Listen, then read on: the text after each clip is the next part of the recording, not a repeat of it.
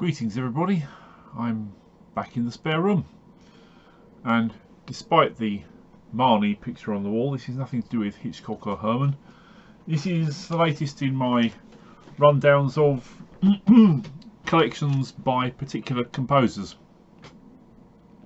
You'll recall, if you've been watching these, that I ran through Jerry Goldsmith and John Williams and Hans Zimmer, John Barry and Elmer Bernstein and several others in kind of not chronological order, numerical order of how many recordings I'd got by those people.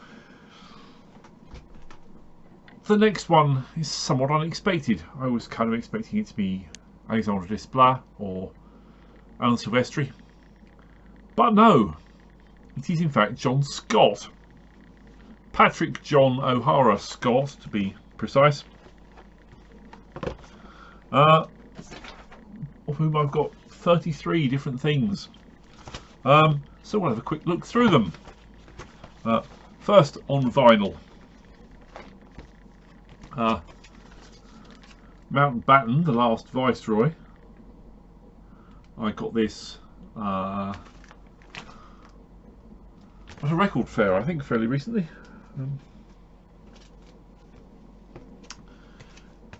England Made Me, which I bought online for about £4. The sleeve is rather severely water damaged, but the disc inside is fine, so that's fair enough. Joss Ackland. We have King Kong Lives.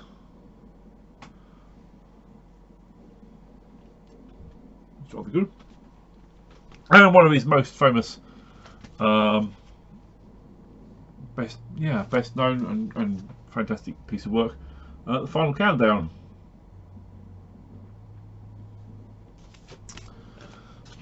There is also another one of his classics is of course Greystoke, The Legend of Tarzan.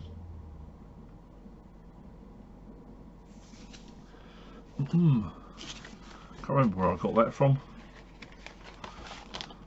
I suspect that might have been online. I have not kept a receipt, so I don't know.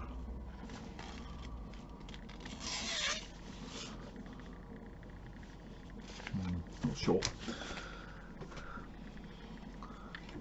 And then there is The Deceivers. It's got lots of quite Indian stuff in it as far as I remember. Pretty sure I got that in a record fair or a local record shop. Yeah, it was a Reading Record Fair. Yeah, that was in spring of 23. Then we have a classical piece. There are some composers who have something of an affinity for the sea and with sailing. You think of Christopher Gordon, perhaps Pinar Toprak. John Scott's another one. Sort of those Jacques Cousteau things. Anyway, we'll come to a few of those in a minute. This is a classical item, is a Colchester Symphony. I think whether that's a place that's particularly relevant to him, I don't know. But this is a musical portrait of Britain's oldest recorded town. It's a 5-movement symphony, 66 minutes. So, in alphabetical order, the film scores on CD, however, we have, and of course some of these, well, a lot of these are on his own label, Joss or JOS Records. I just realised the O is the O'Hara, isn't it? And so some of those have got fairly nondescript cover artwork, but still better than Michael J. Lewis's own self-released cover artwork, which is very Yes. Anyway, Antony and Cleopatra is the first of these.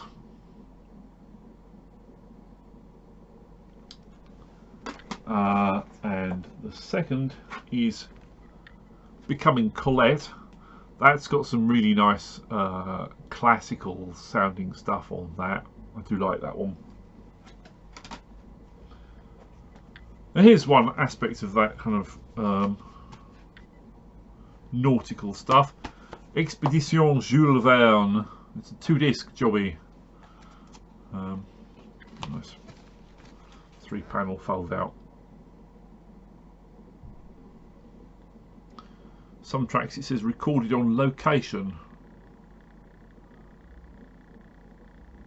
Not quite sure where.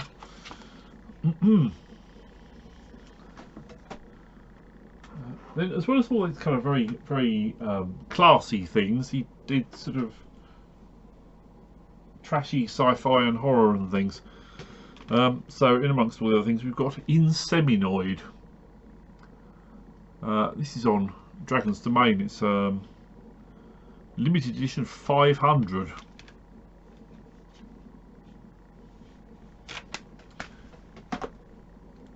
We have on Critzeland Jules Verne's Rocket to the Moon. I haven't played that for a long time. I need to replay that. I can't remember much about what that's like. Stick that on later. This is one of the most recent purchases. I think SAE were doing a big sale, and this is a co-release between them and JOS Records. So this has got more classy artwork than usual, because that's courtesy of Jim Titus. Is King of the Wind.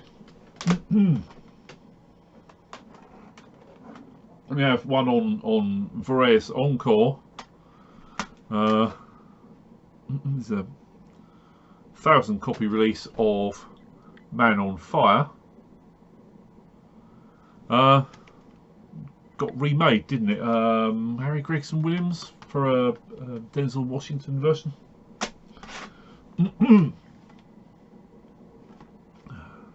We have The North Star.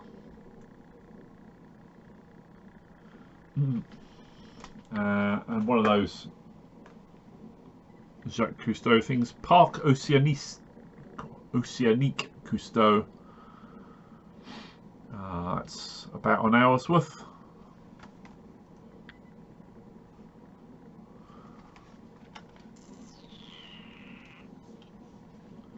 This is the only one of his. I mean, there are lots of other Cousteau scores.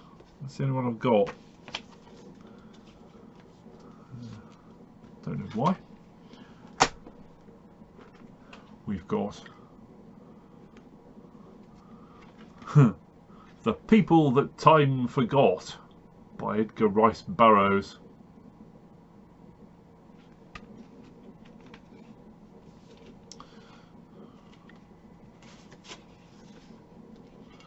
Someone online has done a alternative sort of fan cover art for that, which was that. Do you think that's better?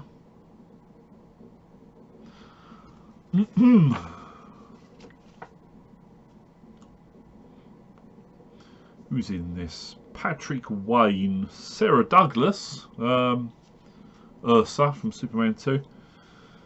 Thorley Waters, Dana Gillespie, Shane Rimmer. Oh, guest star Doug McClure.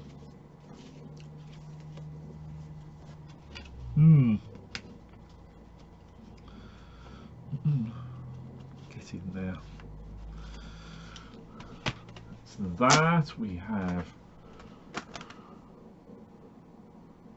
Red King, White Knight, Tom Skerritt, Max von Sydow, Helen Mirren.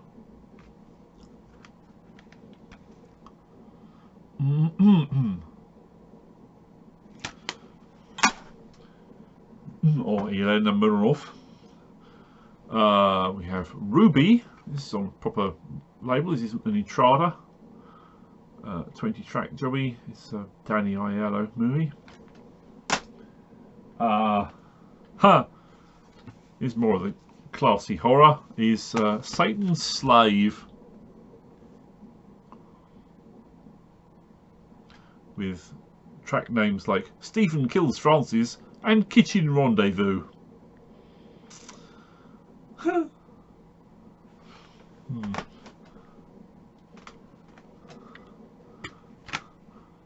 The Second Jungle Book, Mowgli and Baloo. I nearly said Babu there. That would be Charlie Brown. Shergar.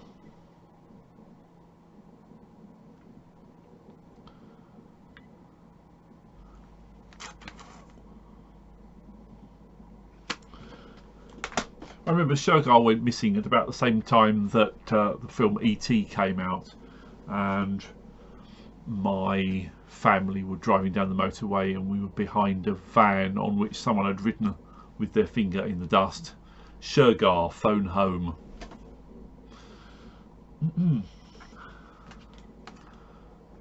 We have Shogun Maeda. It's another Intrada, a film about which I know nothing. It's got David Essex and Christopher Lee in it. John Rhys Davis.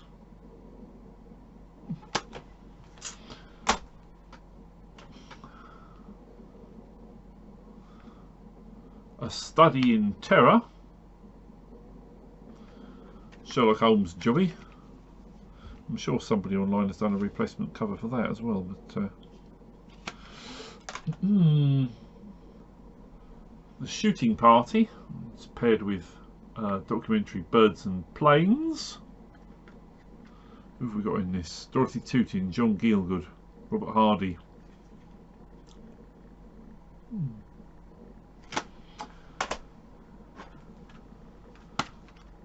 Symptoms.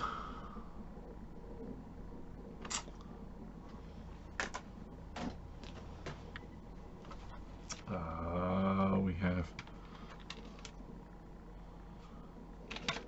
Time of the Wolf.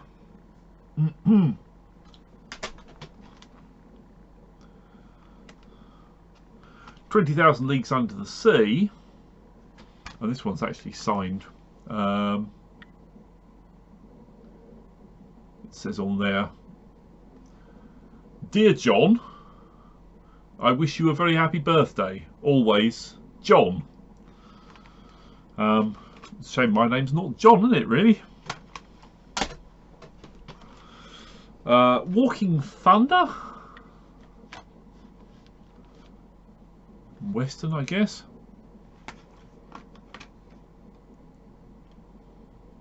See, a lot of these films I don't know anything about. There's a Wicker Tree, which it's got 2 discs, score by John on one and songs by Keith Easdale on the other disc. It's actually a lot better than you think it has a right to be. It's a good score, that. Then another one that was a fairly recent purchase. I think this was in SAE's sale last month. Is a twofer of Winter People and Prayer for the Dying, which add up to almost 70 minutes.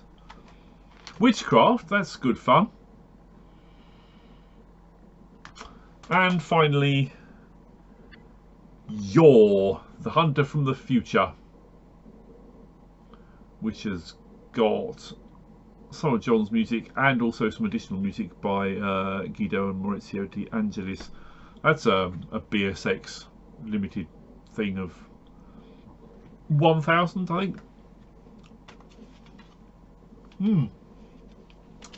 So there we are, 30 odd things by John Scott.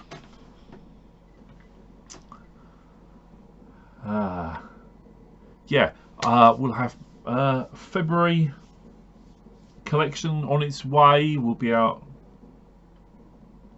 a few weeks. In the meantime, I'm surprised that that Marnie poster hasn't fallen off the door. I've done well there. Stay fresh, cheese bags.